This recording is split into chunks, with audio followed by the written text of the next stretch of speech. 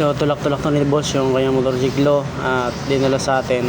Pinalitan daw to sa ibang shop ng relay dahil hindi umaandar, starter relay. So yan, tara samahan nyo ako i-troubleshoot natin tong motor na to. So yun, white Bible verse muna tayo. Yan, Bible verse muna tayo.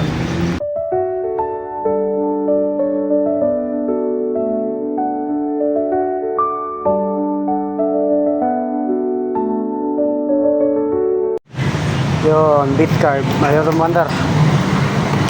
Check natin. Alright. Check natin yung fuse and then yung battery ng unit, no? So, yan. Buo ang fuse. Check natin battery. Walang karga.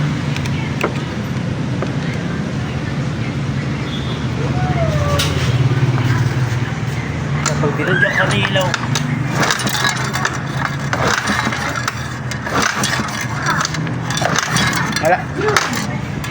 walang supply na positive, so wala rin kuryente kasi battery operated tong beat carb. So tara, troubleshoot natin, hanapin natin kung anong dahilan.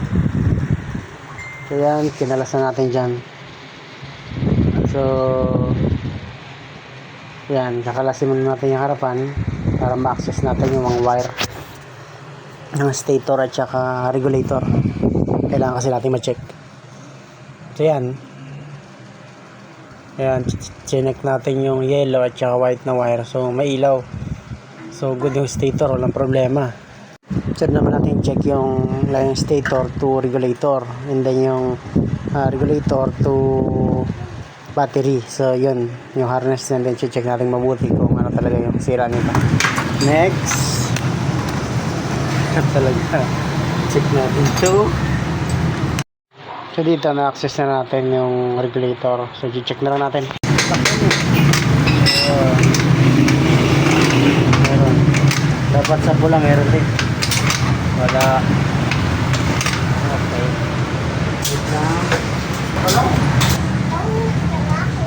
Sige. Okay, meron din supply yung green. So, kumpirmado, regulator yan. Regulator. Smash, try natin. So, beat carb regulator at smash 115. So, same lang sila, no? Same ng wirings, no? Ng connection. Yes. No? Yun na. Diba? Yun na. Dito. Nagalag ito. Sige ulit. Tadya ka mga kuya. O, diba? Isa ba? Yun. Yan. On. Sige. Alright.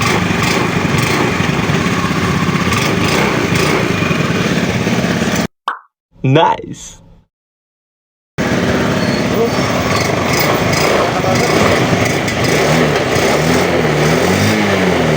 Mataas.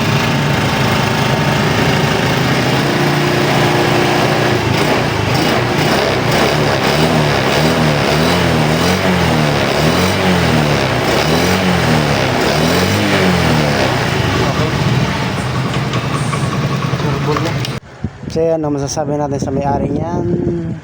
Okay na ang motor niya. So alright na tayo dyan.